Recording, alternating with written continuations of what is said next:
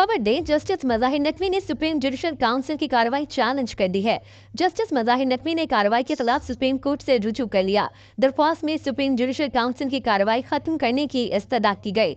Supreme judicial council से आइंदा कार्रवाई के लिए मौसूल नोटिस भी गैर कानूनी करार देने की इस्तदा। इस हवाले से मजीद तफसीलात जानते हैं तौसीफ अब्बासी से। जी तौसीफ, अपडेट कीजिएगा। जी, जस्टिस मज़ाहिर अली नकवी की तरफ से सुप्रीम कोर्ट ऑफ पाकिस्तान से रुजू किया गया है, जिसने उन्होंने उनके खिलाफ जो कंप्लेंट दायर की गई थी सुप्रीम जुडिशल काउंसिल में, उसको चैलेंज किया है।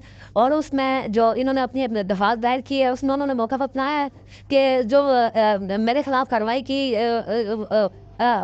जारी है इंक्वायरी, उसको ख़त्म किया जाए। जैसे मज़ाहिर अली नकवी के खिलाफ सुप्रीम जुडिशल काउंसिल में 3 से 4 दफा से शिकायत दर्ज हैं, जिनमें इख्तियारात के नाजायज़ इस्तेमाल और आमदन